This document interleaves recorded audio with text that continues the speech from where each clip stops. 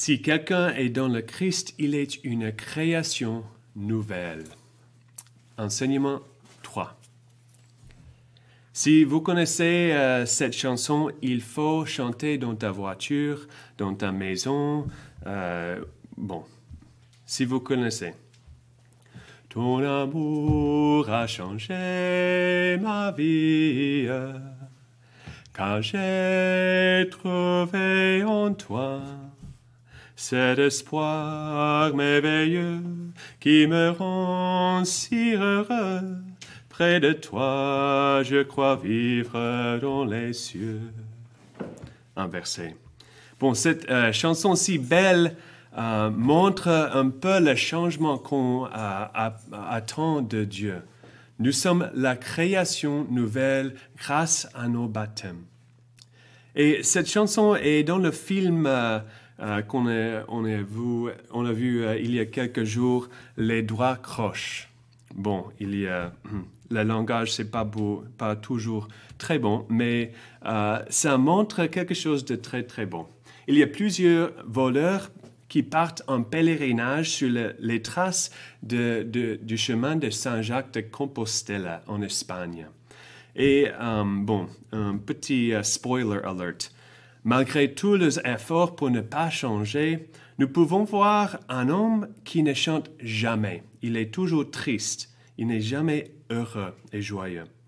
Mais lorsqu'il est obligé de chanter par son ami, sa voix horrible change en quelques secondes.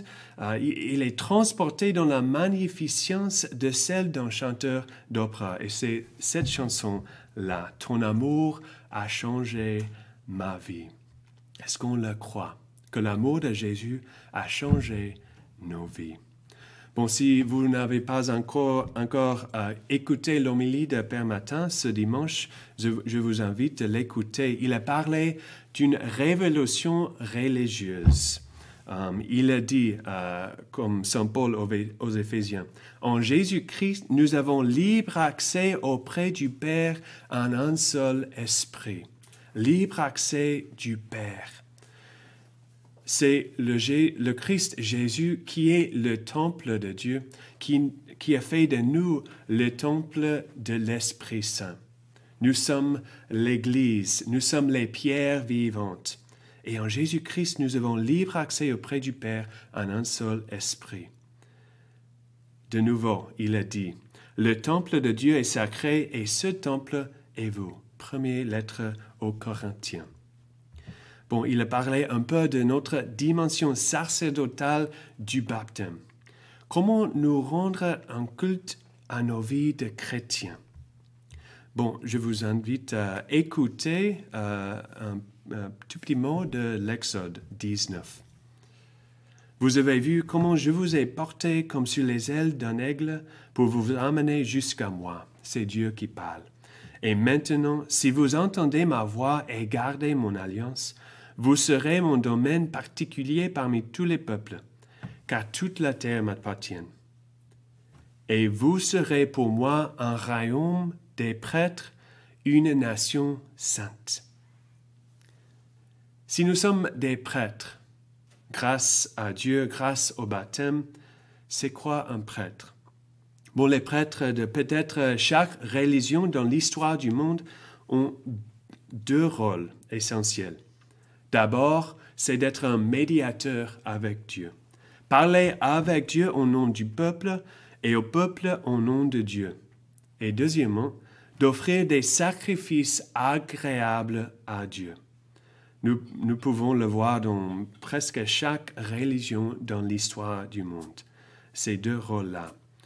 Bon, le mot médiateur, on se trouve 6 fois dans le Nouveau Testament, le mot grec. Il est utilisé 2 fois pour parler de Moïse et 4 fois pour parler de Jésus. C'est Jésus le vrai médiateur entre Dieu et les hommes, entre notre Père aux cieux et nous.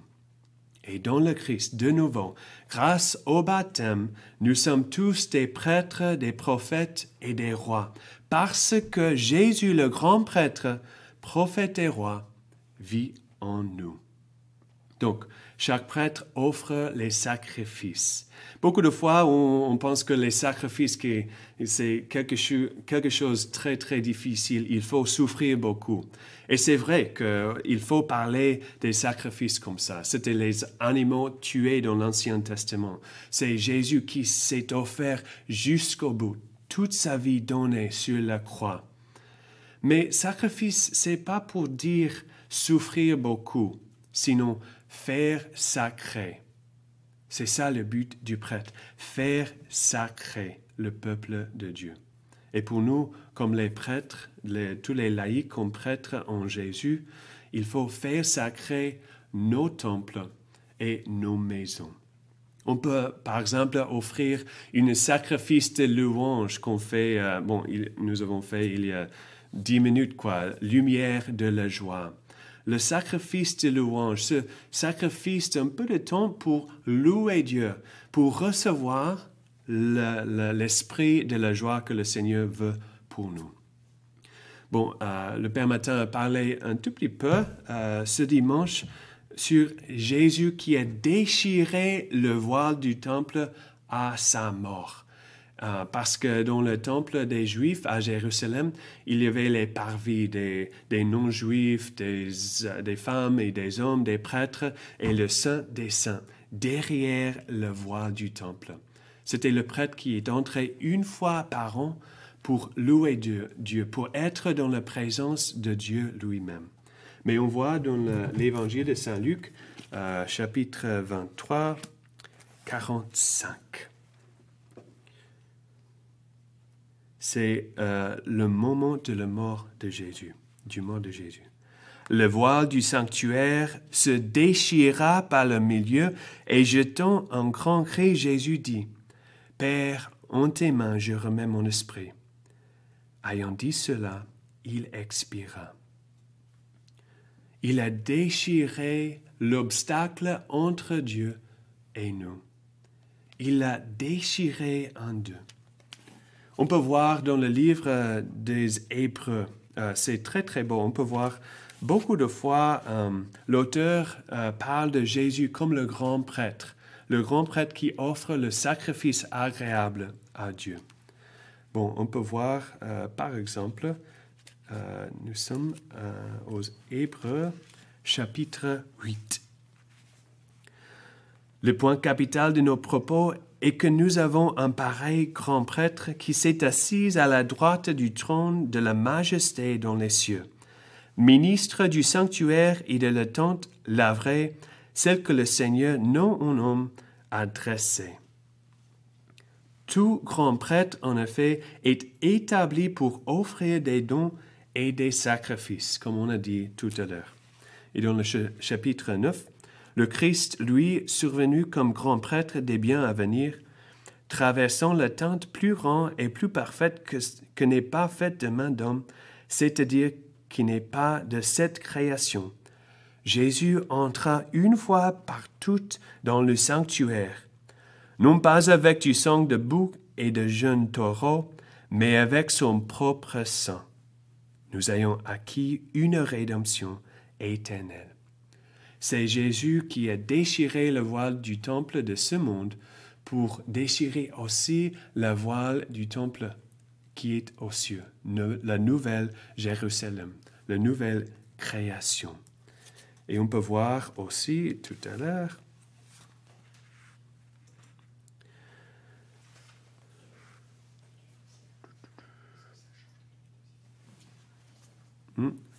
je l'ai perdu. Ah non, c'est là. Voilà donc pourquoi nous aussi, enveloppés que nous sommes d'une si grande nuée de témoins, nous devons rejeter tout fardeau et le péché qui nous assiège et courir avec constance l'épreuve qui nous est proposée. Fixons nos yeux sur le chef de notre foi qui mène à la perfection, Jésus. On met nos yeux sur Jésus. Et en regardant à Romains 12 aussi, je vous exhorte donc, frères, par la miséricorde de Dieu, à offrir vos personnes en hostie vivante, sainte, agréable à Dieu. C'est là le culte spirituelle que vous avez à rendre. Ce mot hostie, c'est-à-dire victime, mais c'est aussi le même mot pour le pain qui est changé dans le corps et le sang du Christ. Hostie. Offrir vos personnes en hostie vivante, sainte, agréable à Dieu. Parce que nous sommes des prêtres grâce à nos baptêmes. Bon, donc comment pouvons-nous sanctifier le temple de nos corps et de nos cœurs? J'ai un ami. Bon, d'abord, vous savez, des fois dans la messe, nous avons de l'encens pour signifier les prières du peuple de Dieu qui montent aux cieux et pour montrer que cette chose-là est sainte. Nous pouvons voir, par exemple, l'encens dans l'Ancien Testament et dans le Nouveau. Par exemple, Isaïe, Saint, Saint, Saint le Seigneur, nous pouvons voir l'encens. Et aussi dans l'Apocalypse, les anges qui louent Dieu pour jamais, forever, à tout jamais, dans le temps et après le temps, dans l'éternité. L'encens signifie quelque chose de saint.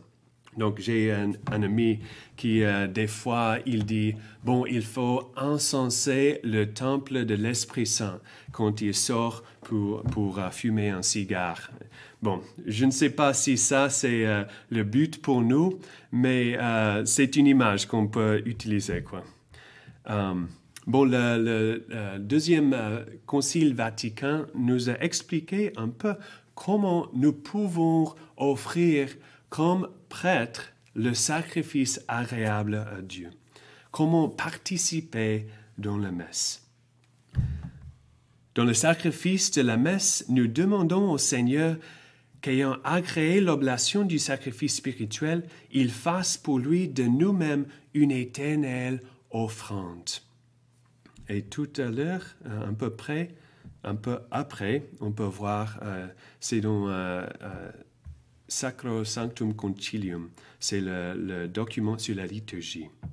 La Mère Église désire beaucoup que tous les fidèles soient amenés à cette participation pleine, consciente et active aux célébrations liturgiques, qui est demandée par la nature de la liturgie elle-même et qui, en vertu de son baptême, est un droit et un devoir pour le peuple chrétien.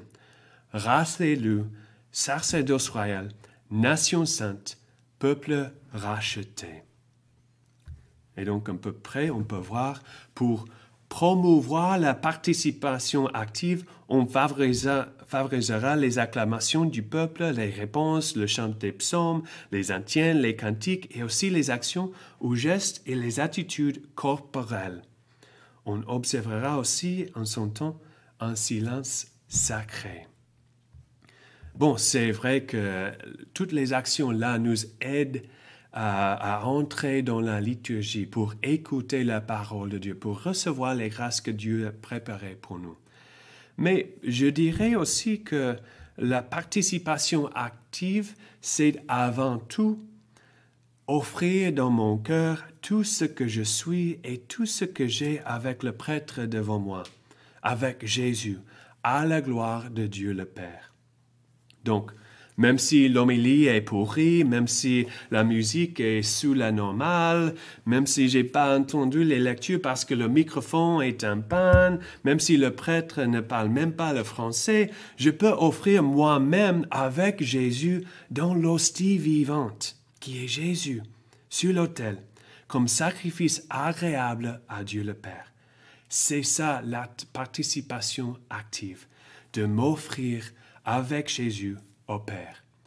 Si je fais ça, je participe activement.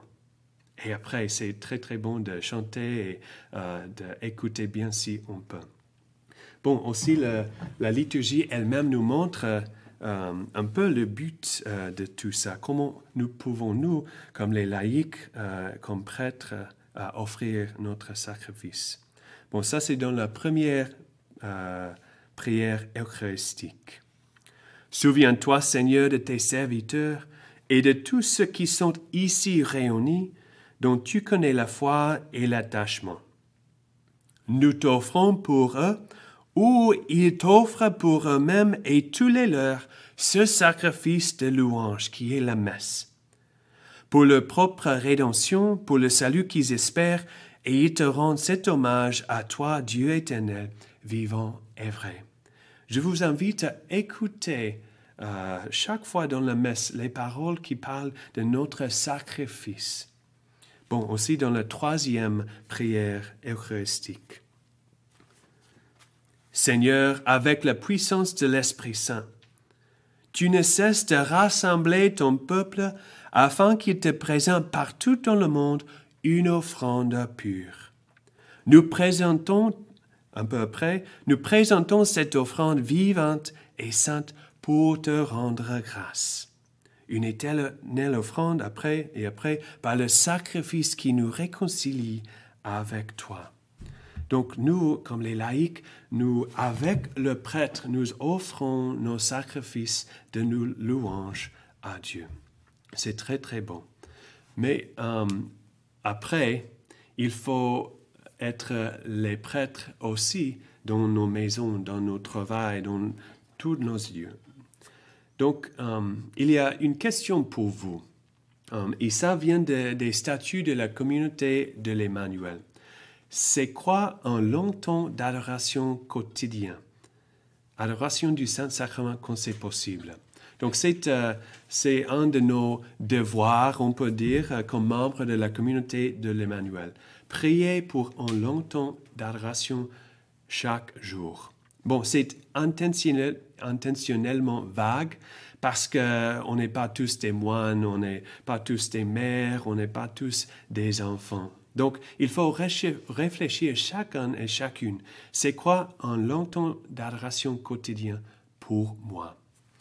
Bon, c'est pas pour dire ce qui est incroyablement long pour moi, ni ce qui est long pour mon prochain, ni ce qui était long pour moi il y a 10 ans, ni ce qui était long pour moi quand j'étais au séminaire.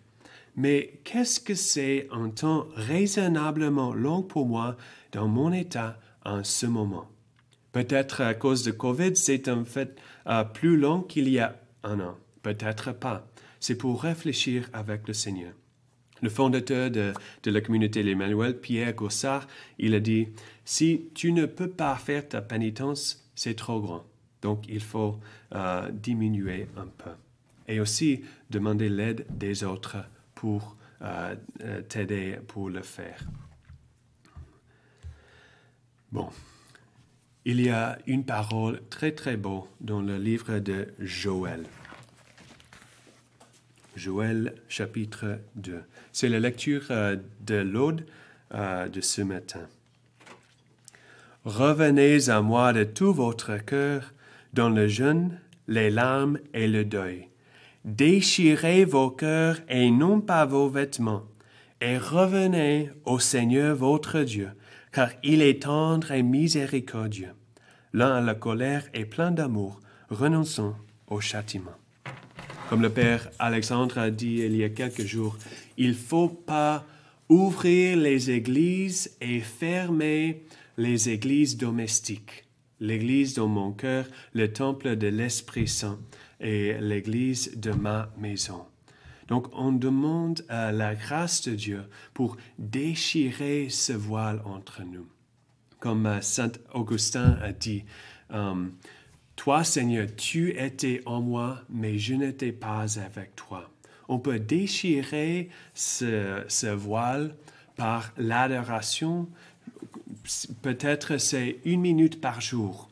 Mais dans notre temps de prière, je dis que c'est nécessaire de prendre un tout petit peu, 1 minute, c'est possible, de parler de cœur à cœur avec Jésus. Je suis un adorateur dans le monde. Et après ça, on peut voir les exemples de Frère Laurent de la Résurrection qui, en faisant la vaisselle, il a pratiqué la présence de Dieu. Il avait tout le temps en communion avec Jésus. Donc, je vais terminer avec une prière très simple qui vient de la liturgie des heures pour nous faire une création nouvelle. Prions. Pour celui qui ne trouve aucun sens à l'existence, alors que le don de Dieu le lui offre, nous t'implorons, Seigneur. Pour celui qui laisse dormir son baptême au lieu de se laisser envahir pour lui, nous t'implorons, Seigneur. Marie, nous demandons la grâce pour vivre nos baptêmes au fond, pour être des prêtres. Jésus qui vit en nous, pour glorifier le Père, le Fils et le Saint-Esprit. Amen. Que Dieu vous bénisse.